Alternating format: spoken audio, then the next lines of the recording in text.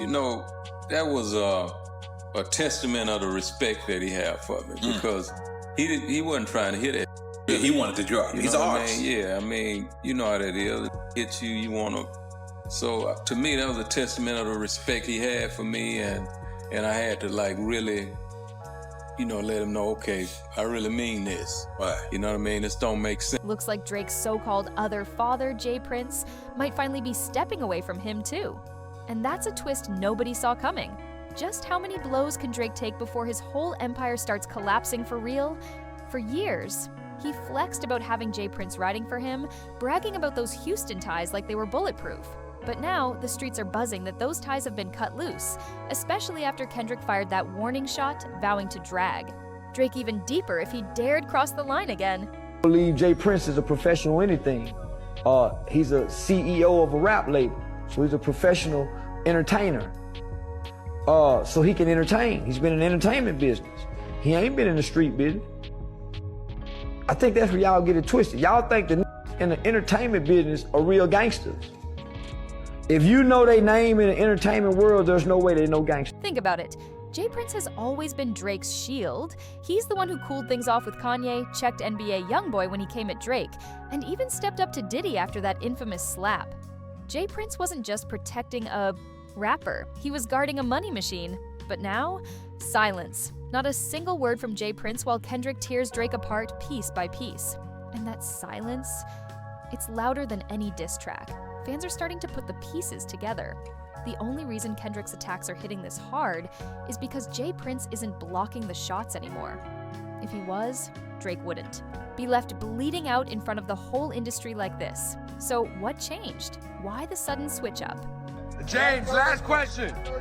Do you not like us?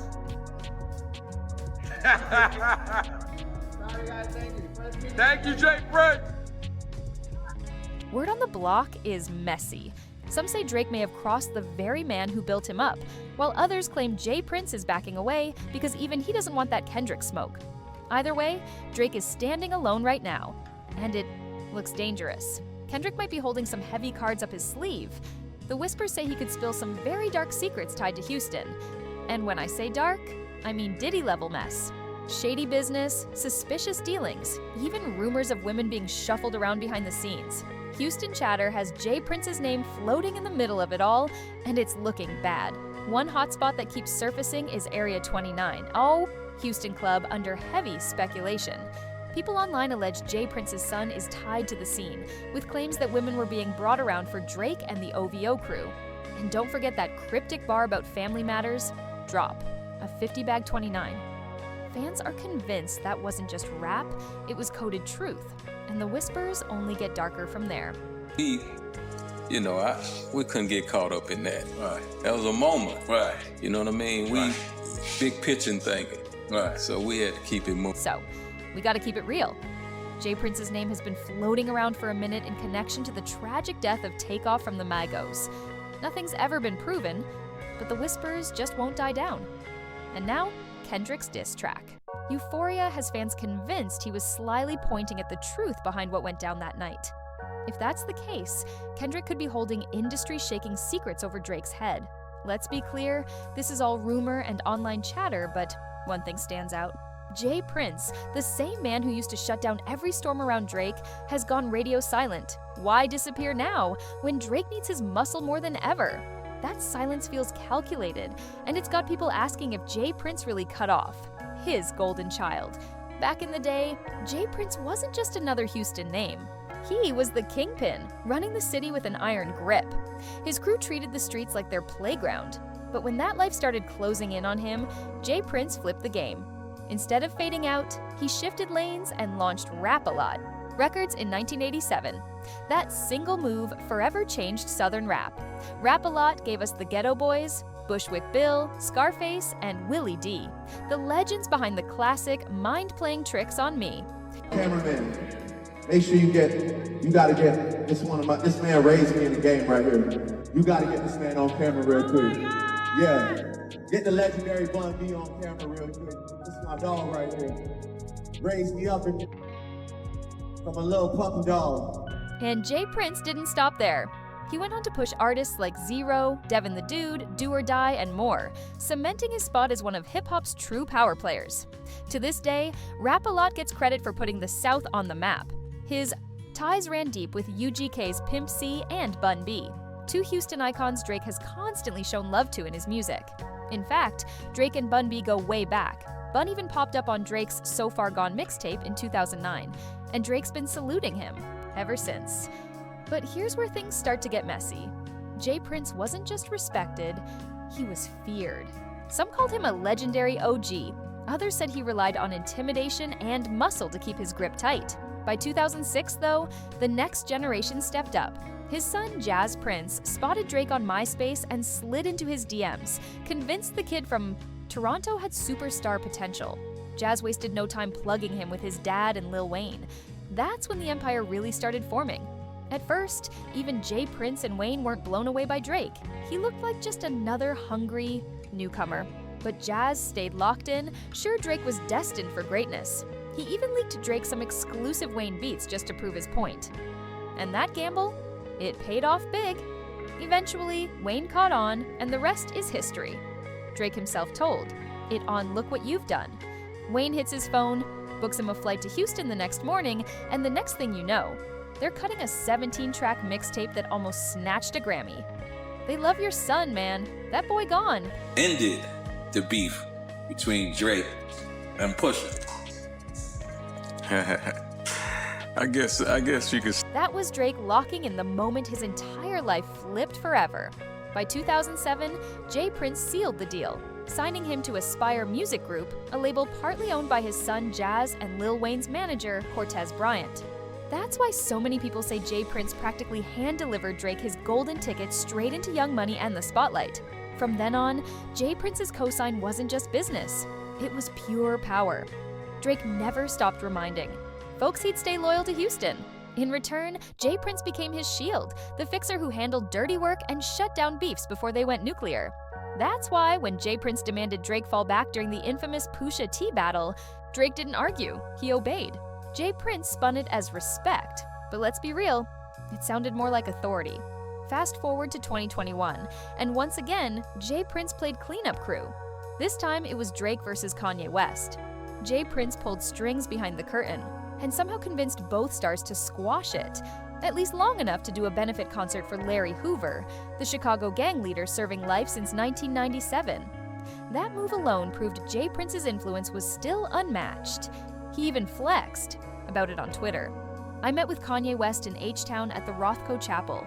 It wasn't in my plans, but I must say I'm glad I didn't let a worship place for God stop our meeting.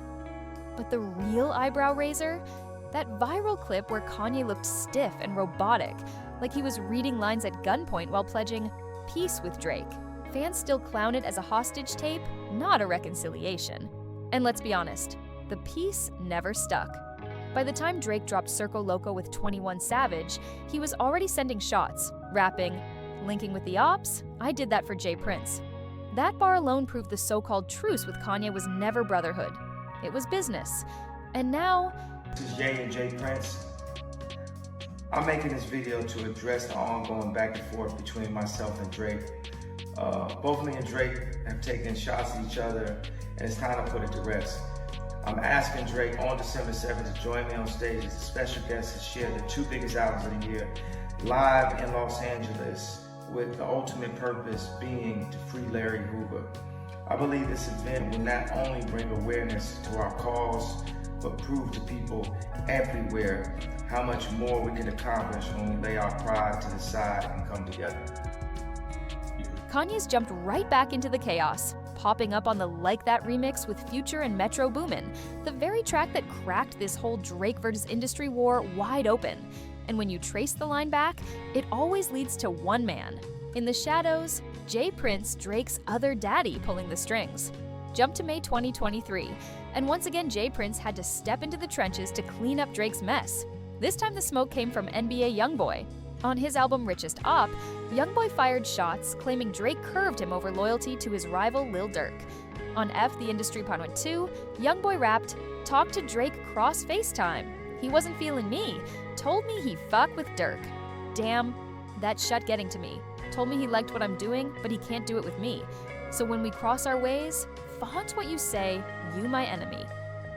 Raw and direct.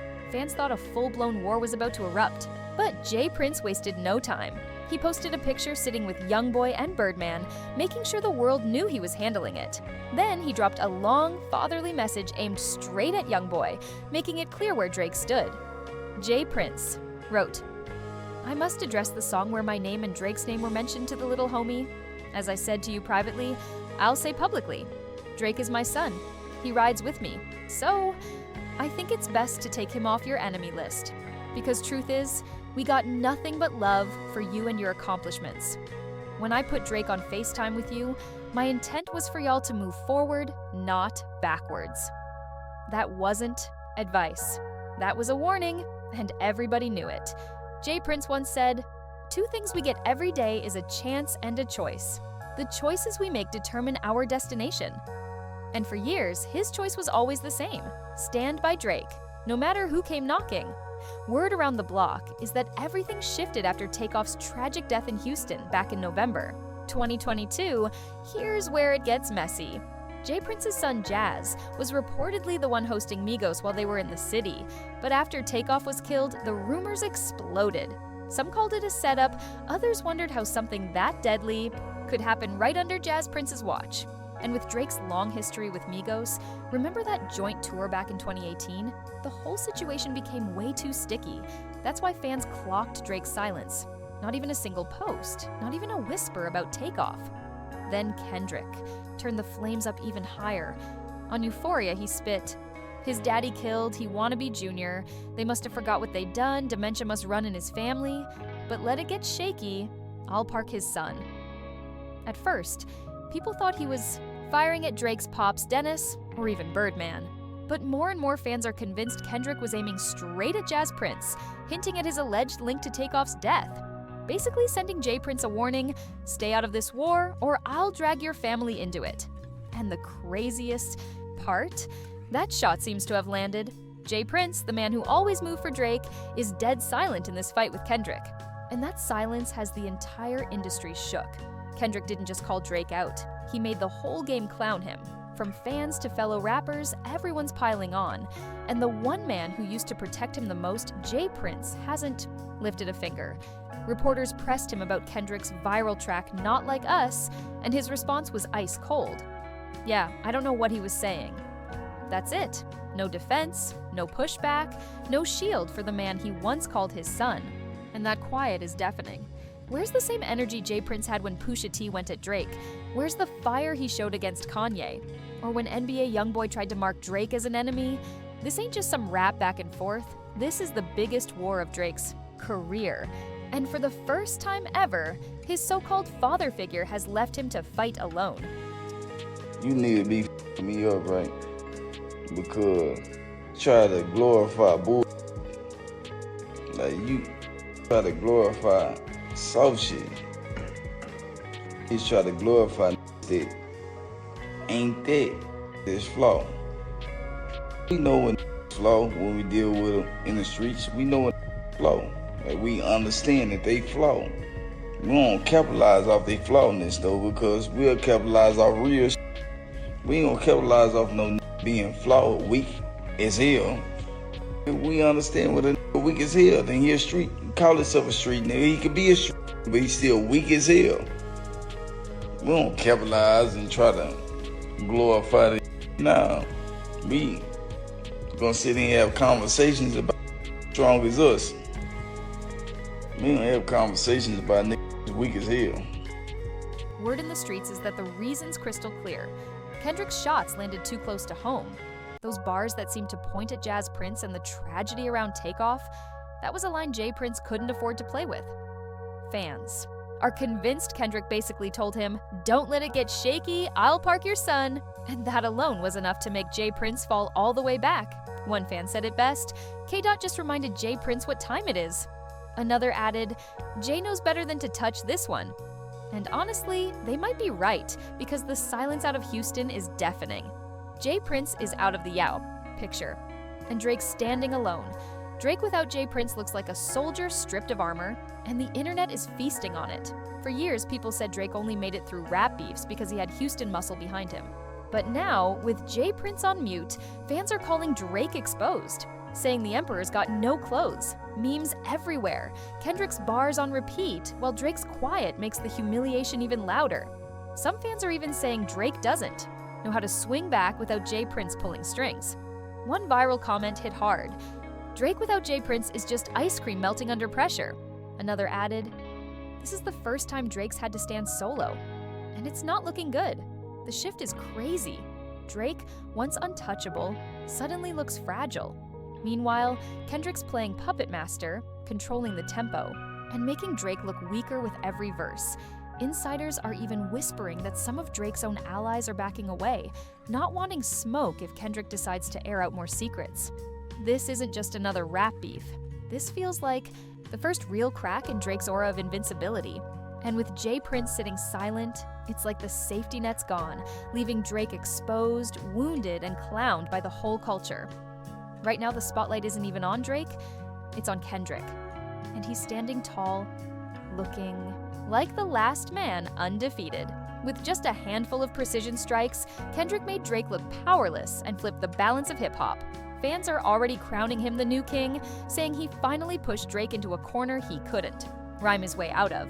Some are calling it the end of an era, the fall of Drake's reign as the untouchable hitmaker. One fan said it plain, Drake's no longer the boss of rap, he's the meme of it. Meanwhile, Kendrick's stock is sky high. Every line is trending, every lyric gets dissected, and the industry's moving like they know the tide has officially turned. Even artists who used to stay neutral are picking sides, and most of those sides ain't Team Drake. For the first time in a decade, Drake looks cornered, unprotected, and outmatched. Kendrick's in the center of the ring, smiling, knowing he just rewrote the game. And J. Prince, he knows better than to test the West. Out here, it's the wild, wild West, and nobody's backing down, not even for a name like his. The silence says it all. And the question everyone's asking is, did J. Prince really step back to protect himself, or has he cut Drake off for good? What's your take? Drop your thoughts in the comments. I want to hear from y'all. And before you bounce, make sure to smash that like button, hit subscribe, and share this video with your people. Trust me, you don't want to miss what's coming next. See you on the next one.